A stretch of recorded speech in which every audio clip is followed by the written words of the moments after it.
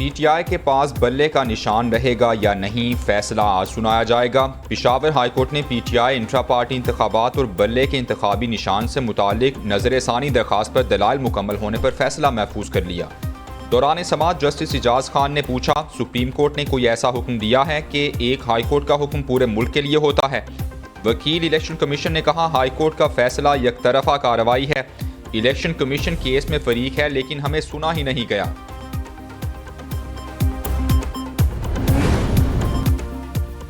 साबिक वफाकी वज़ीर ख़ज़ाना सरताज अजीज़ 95 साल की उम्र में इंतकाल कर गए। मुस्लिम लीग नून के सीनियर रहनुमा काफ़ी अरसे से अलील थे। सरताज अजीज़ पाकिस्तान के वज़ीर ख़ारिजा भी रहे। लीगी रहनुमा एहसन इकबाल ने ट्वीट में लिखा, सरताज अजीज़ तहरीक पाकिस्तान के तजुर्बाकार और कौम का अजीम असासा थे।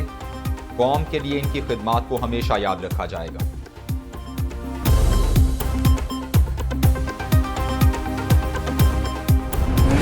इलेक्शन लड़ने के लिए जो अहलियत बयान की गई है, अगर इस जमाने में कायद आज़म होते तो वो भी ना अहल हो जाते। सादिक और अमीन के अल्फाज कोई मुसलमान अपने लिए बोलने का तसव्वुर नहीं कर सकता। चीफ जस्टिस काजी फायज ईसा के नाअहली की मुद्दत से मुताल्लिक केस की समाअत के दौरान रिमार्क्स, सवालात उठाए। अच्छे किरदार के बारे में वो जजेस फैसला करेंगे जो खुद इंसान है। इलेक्शन लड़ने के लिए अच्छे किरदार की शर्त रखी गई। क्या कोई इंसान हल्फन कह सकता है वो अच्छे किरदार का हामिल है? क्या जजेस को घर भेजने वाला आइन शिकन अच्छे किरदार का हो सकता है?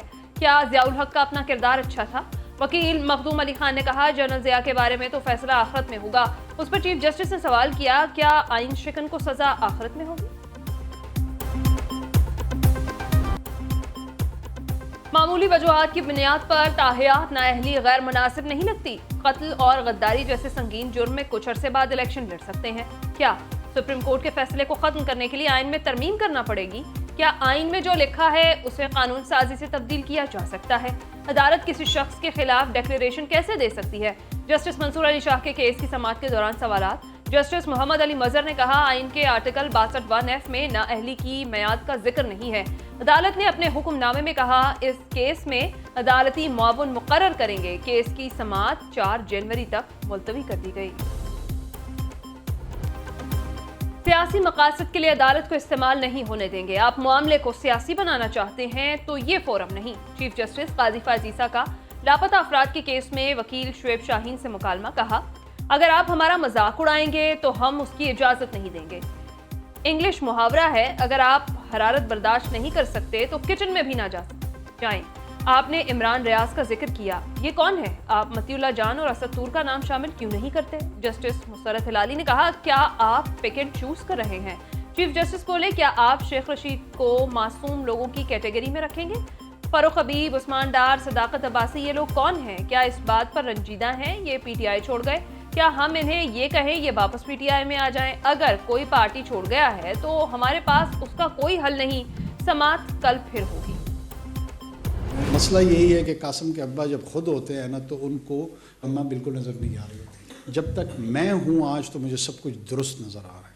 जब कल आप इस जगह पे होंगी तो वो मुझे दुरुस्त नज़र नहीं आ रहा।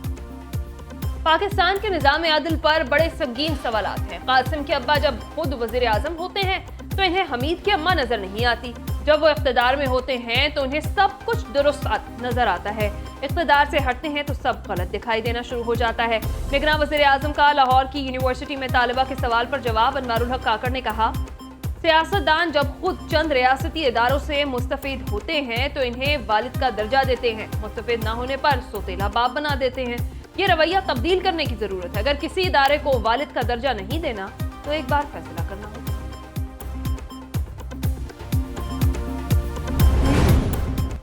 नवाज शरीफ और शहबाज शरीफ के कागजात मंजूरी के खिलाफ अपीलें दायर। कायद मुस्लिम लीग नून नवाज शरीफ के NA 130 से कागजात की मंजूरी के खिलाफ अपील दायर की गई। NA 15 मानसेरा से नवाज शरीफ के कागजात के खिलाफ अपील 5 जनवरी को समाअत के लिए मुकर्रर। दूसरी तरफ शहबाज शरीफ के NA 132 से कागजात मंजूर होने के खिलाफ अपील दायर। दरख्वास्त गुजार ने मौक़िफ़ इख्तियार किया, शहबाज शरीफ सुप्रीम कोर्ट पर हमले के मास्टरमाइंड है। सदर मुस्लिम लीग नून को इलेक्शन में हिस्सा लेने से रोका जाए।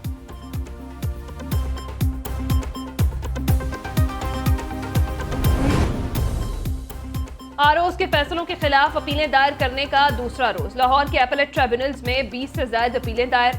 लाहौर हाई कोर्ट में कागजात नामजदगी मुस्तरद होने के खिलाफ अपीलों पर समाअत। अपीलेट ट्राइब्यूनल्स ने 11 अपीलों पर रिटर्निंग अफसरान को नोटिस जारी कर दिए। 5 जनवरी तक जवाब तलब कर लिया। उधर बलोचिस्तान हाई कोर्ट में कायम इलेक्शन अपीलेट ट्राइब्यूनल में 50 अपीलें दायर। इलेक्शन ट्राइब्यूनल्स ने 46 अपीलों पर फरीकैन को नोटिस जारी कर दिए। 7 उम्मीदवारों को इलेक्शन में हिस्सा लेने की इजाजत दे दी। कराची में सदर मुमलिकत आरिफ अलवी के साहिबजादे ने भी रिटर्निंग अफसर के फैसले के खिलाफ अपील दायर कर दी। आरओ ने NA 241 से अवाब अलवी के कागजात नामजदगी मुस्तरद किए थे।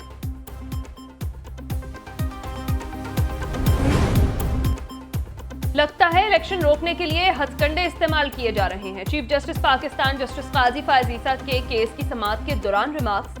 अदालत ने PK 91 कोहाट में रिटर्निंग अफसर की मुअत्तली का पेशावर हाई कोर्ट का फैसला कलअदम करार दे दिया। दौरान समाअत चीफ जस्टिस ने कहा, आप अपनी मर्जी का रिटर्निंग अफसर लगवाना चाहते हैं। एक रिटर्निंग अफसर बीमार हुआ, दूसरा लगा दिया गया। पेशावर हाई कोर्ट ने हक करके तकर्रुर मुअत्तल कर दिया। क्यों ना हम आपको जुर्माना करें।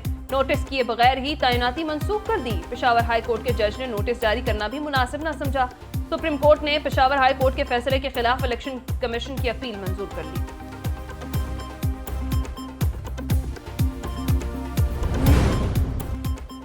PK 91 कोहाट के लिए नया इंतखाबी शेड्यूल जारी। कागजात की जांच पड़ताल 5 जनवरी तक की जा सकेगी। इलेक्शन कमीशन का अहम फैसला, कागजात नामजदगी के खिलाफ 9 जनवरी तक अपीलें दायर की जा सकेंगी। 16 जनवरी तक ट्रिब्यूनल अपीलों पर फैसला करेंगे। कागजात नामजदगी वापस लेने की आखिरी तारीख 18 जनवरी मुकर्रर। इंतखाबी निशानात 19 जनवरी को अलॉट किए जाएंगे। सुप्रीम कोर्ट के फैसले के बाद हल्के के लिए इलेक्शन शेड्यूल में तब्दीली की गई। सुप्रीम कोर्ट ने पेशावर हाई कोर्ट के फैसले को कलअदम करार दिया था।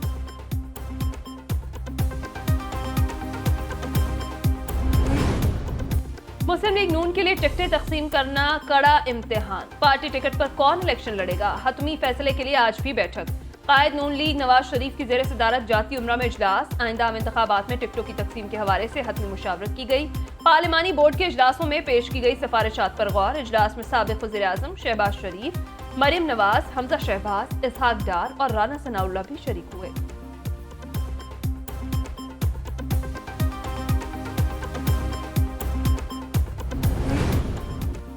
बिलावल भुट्टो के लाहौर से इलेक्शन लड़ने की इजाजत का परवाना जारी। चेयरमैन पीपल्स पार्टी के NA 127 से कागजात क्लियर करार। बिलावल भुट्टो के कागजात नामजदगी की मंजूरी का तहरीरी फैसला जारी कर दिया गया। आरओ ने फैसले में कहा, शिकायत कुनिंदा NA 127 से ताल्लुक नहीं रखता। 2 सियासी जमातों से वाबस्तगी के मामले पर इलेक्शन कमीशन से रुजू किया जाए। शिकायत कुनिंदा मोहम्मद अयाज के एतराजात को मुस्तरद किया जाता है।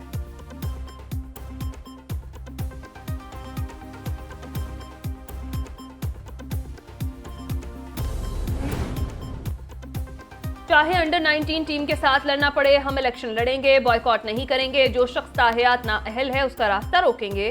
चेयरमैन PTI बैरिस्टर गौहर कहते हैं, सुप्रीम कोर्ट ने कहा है इलेक्शन बर वक्त होंगे। किसी भी मुतालिका आरओ ने ठीक अहकामात जारी नहीं किए।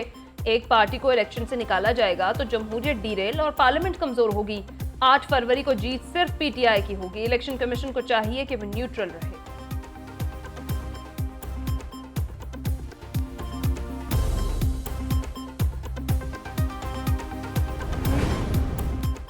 2011 में जो मुजस्समा तैयार किया गया उसकी आज भी हिफाजत और सरपरस्ती हो रही है। क्या बानी PTI को सादिक और अमीन का सर्टिफिकेट मिलना इंसाफ है?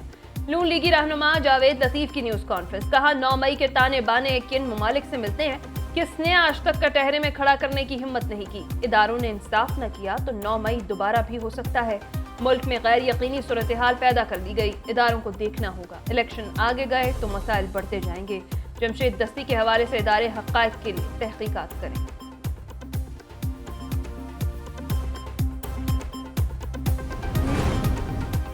परवेज खट्टर का किसी भी जमात से सीट एडजस्टमेंट न करने का ऐलान। सरबराह PTI पार्लियामेंटेरियंस कहते हैं सीट एडजस्टमेंट इलाके के लोगों को धोखा देने के मुतरादिफ है। अपने मंशूर के खिलाफ जाकर किसी से सीट एडजस्टमेंट नहीं करेंगे। इंतखाबात में जीत के अज़्म के साथ हिस्सा लेंगे। हमें कोई खदशात नहीं। इंतखाबात के लिए तैयारी मुकम्मल है। सूबे के आवाम के लिए बहुत काम किया। अपनी कारकर्दगी की बुनियाद पर इलेक्शन लड़ेंगे।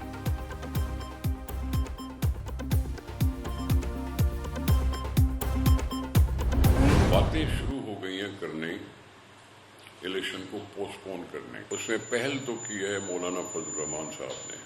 तो एक्चुअली मौलाना फजल रहमान साहब सुप्रीम कोर्ट की हद तक कर रहे हैं। इंतखाबात मुलतवी करने की बातें करना अफसोसनाक है। मौलाना फजलुर रहमान सुप्रीम कोर्ट की हतक कर रहे हैं। एक सियासी जमात का लीडर ऐसी बातें करके क्या साबित करना चाहता है? रहनुमा पीपल्स पार्टी निसार खोड़ो, वकार मेहदी और सईद गनी की न्यूज कॉन्फ्रेंस। निसार खोड़ो ने कहा, पीपल्स पार्टी कभी भी इंतखाबात मुलतवी करने की हिमायत नहीं करेगी। नवाज शरीफ इसलिए खामोश हैं कि उन्हें पंजाब से उम्मीद नहीं। अगर पंजाब से उन्हें पजीराई मिलती तो वो खामोश न बैठते।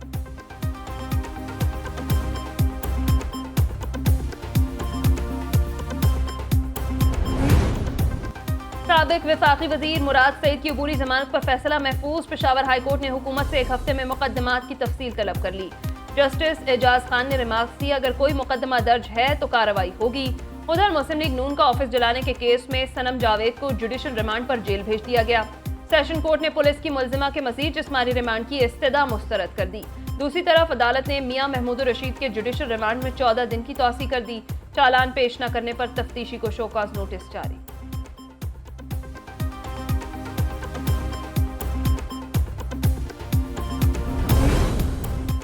गुद्दू थर्मल पावर प्लांट में खराबी ने गुड गवर्नेंस पर सवाल उठा दिया। धमाके से तबाह होने वाले स्विच यार्ड के ब्रेकर का मरम्मती काम शुरू न हो सका। हाई ट्रांसमिशन लाइन बंद होने से बिजली के शॉर्टफॉल में इजाफे का खदशा। अमले ने सर तोड़ कोशिश करके 747 में से 100 मेगावाट बिजली सिस्टम में शामिल कर दी। उधर मुल्क भर में बिजली का बहरान मजीद शिद्दत इख्तियार कर गया। लेस्को समेत तमाम डिस्कोज में बिजली की गैर एलानिया बंदिश से सारिफीन परेशान। लाहौर में बिजली बहरान संगीन हो गया। मुख्तलिफ इलाकों में लोड शेडिंग का दौरानिया 12 घंटे तक जा पहुंचा।